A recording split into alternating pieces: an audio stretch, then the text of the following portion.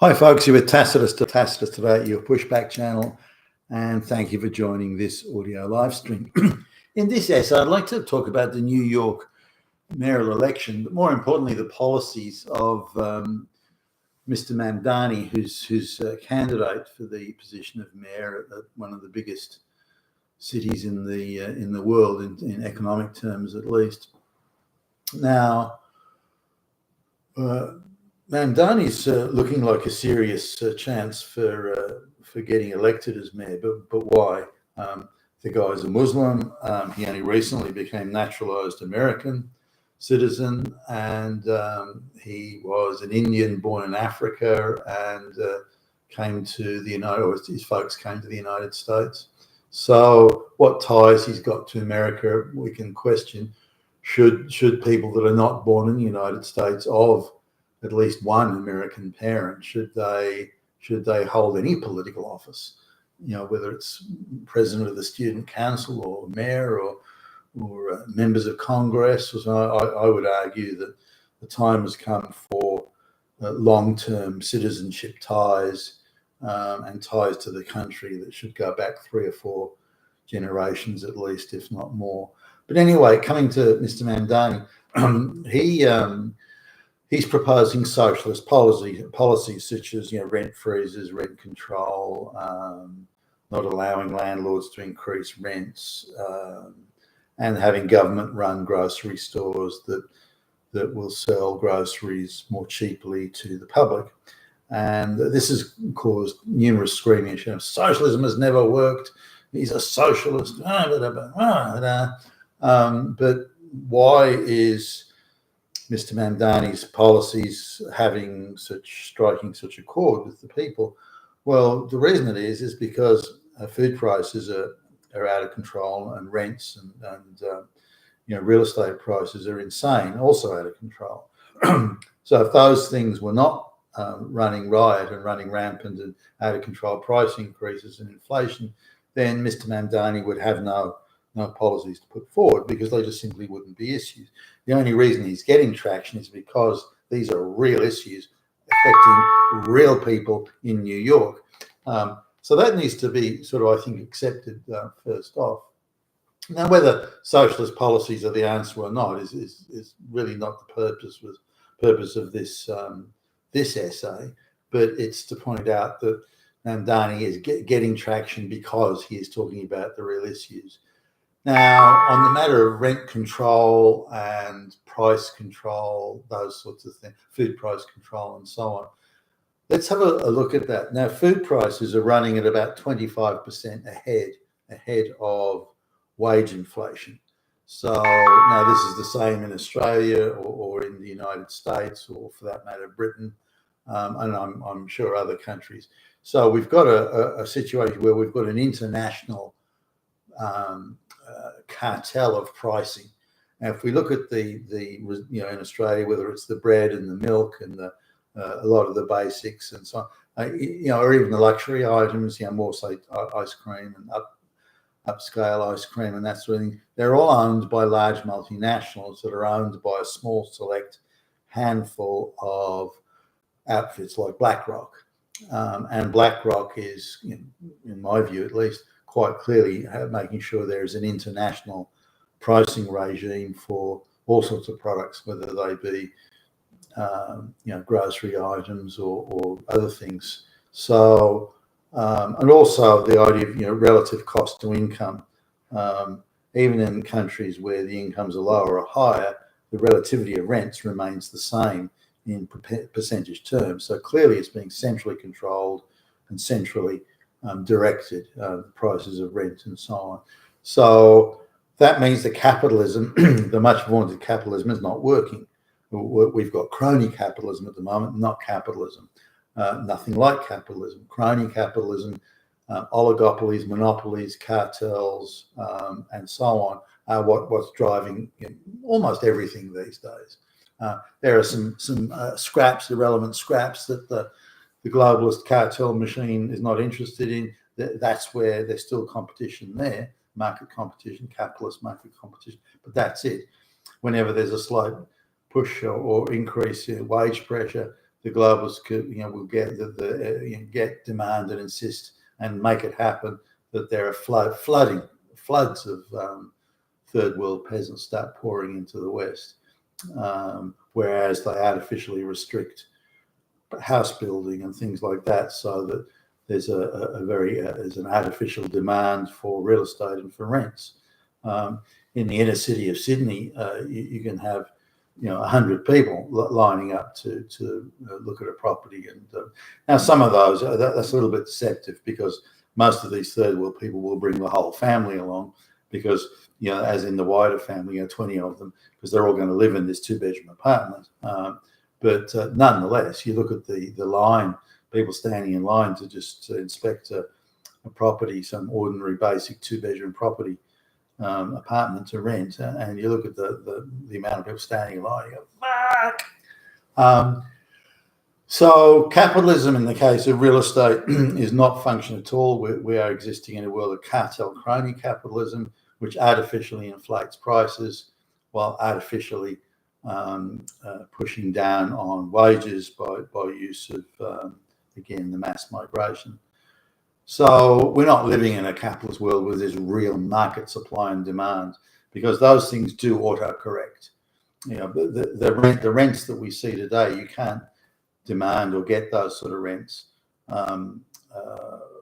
if people can't afford it. So rents have to come down to reflect the purchasing power of the populace. That's how supply and demand work. If people can't afford it, or you can artificially restrict it and artificially inflate the price and create artificial shortages, and then people have to pay. But that's not market. That's not market dynamics. Nothing like it.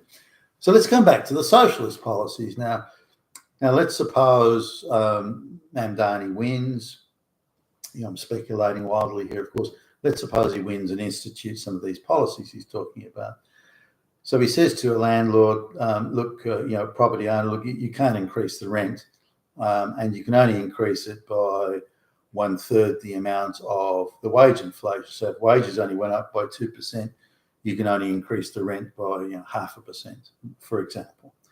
So the idea of flipping real estate at the moment, because of the artificial short supply and artificial high demand, is that someone can buy a property, realize a good appreciation after a couple of years or so, then they can flip it to someone else who buy it, but then they've paid a much higher price, and so they need a higher rent. Many of them need a higher rent.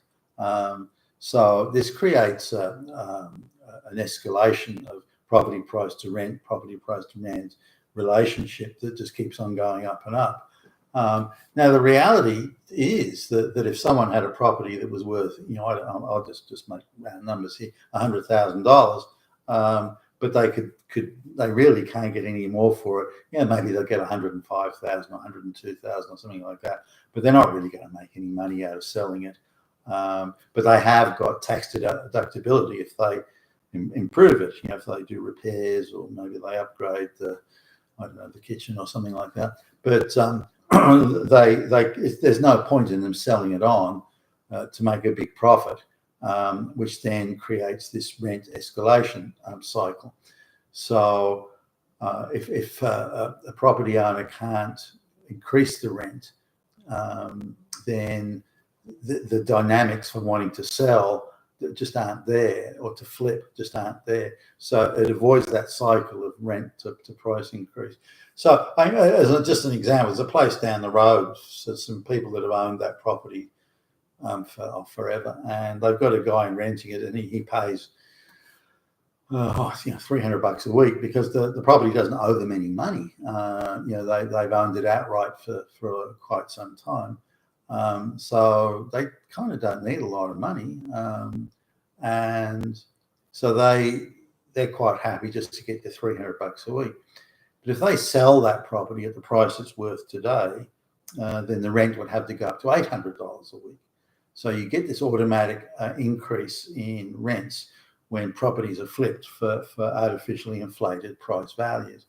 So if there's a rent freeze, tax deductibility could be increased to make sure that the property owner keeps the property in good condition. that one could offset the other, for example. But the idea that they can sell it on at a handsome return, which then creates, of course, pressure for increasing the rent. So there's something to be said for rent control. If it's done properly, there's something to be said for rent control in stopping that cycle of rent increases. So we shouldn't dismiss it out of hand as, that's socialism, screw it, it's a bad idea. But just look at it in the wider picture here, because if that's a bad idea, that'll just create problems. Well, what do you mean create problems? There's already fucking problems. Rents are insane.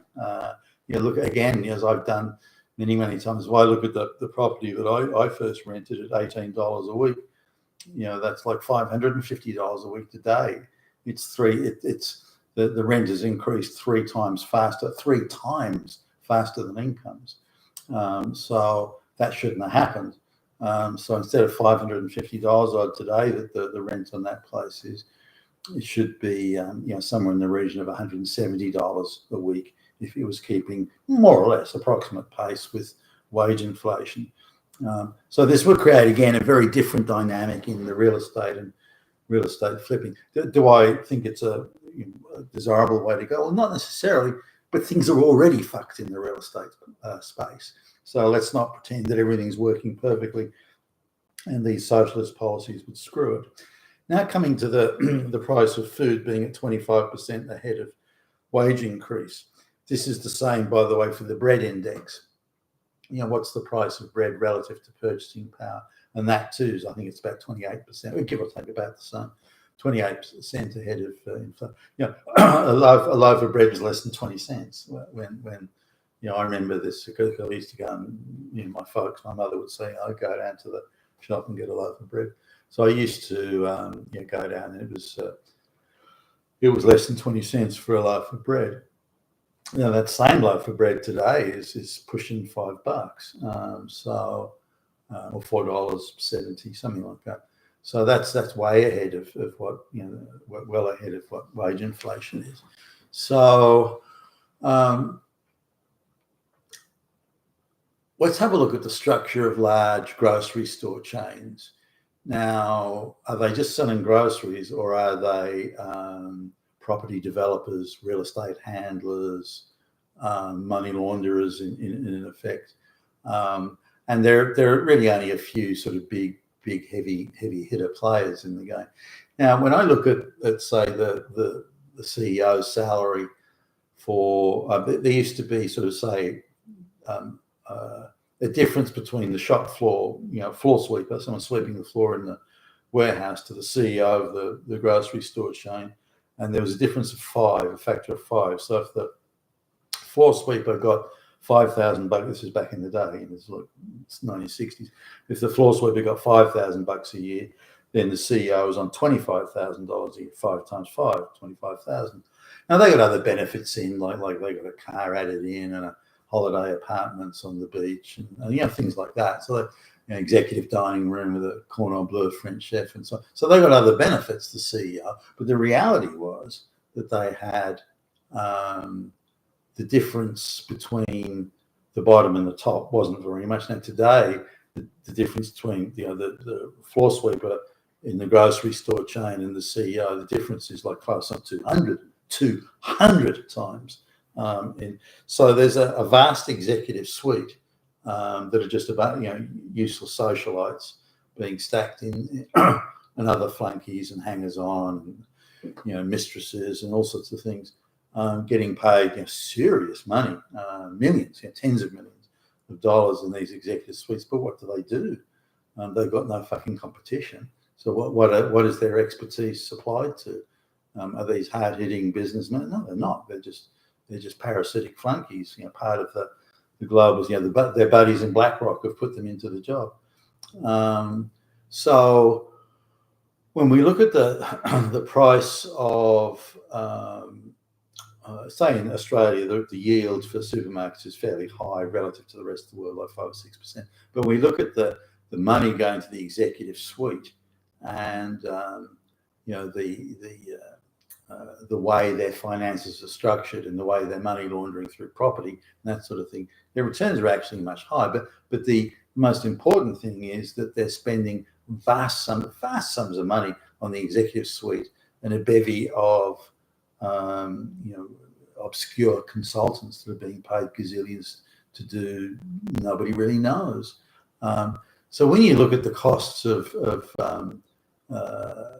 the add-on, the additional overhead, the very heavy tail overhead for running these supermarkets, they're just money slush fund machines for enriching, socialite darlings. They're not there to, these people aren't running anything, and nor do they have to run anything. Again, there's no fucking competition of any note, and the government's protecting them pretty much at every turn. Now, the same goes for the big food manufacturers. They're all cartel owned now. There's no competition.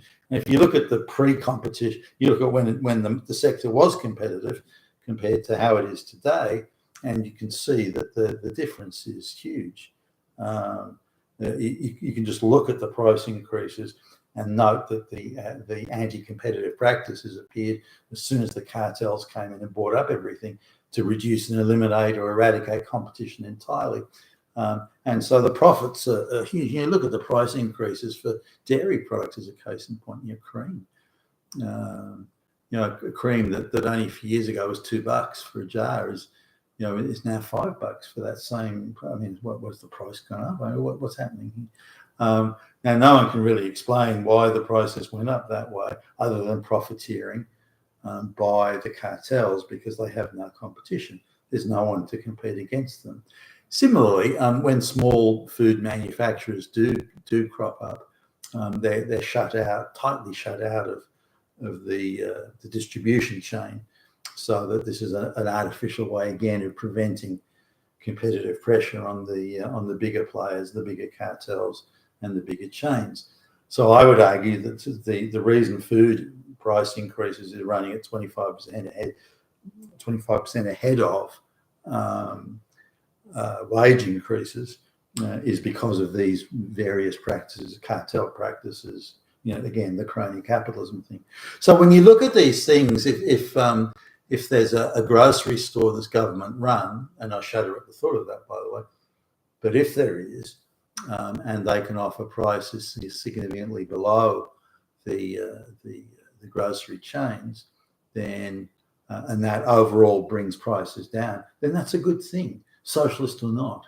But we need to accept that the current system of crony capitalism is not working on behalf of the people. It's not. And is socialism the answer? Probably not. But is it something that should be back on the table? I think so. You've been with Tacitus today, your Pushback channel, and thank you for listening.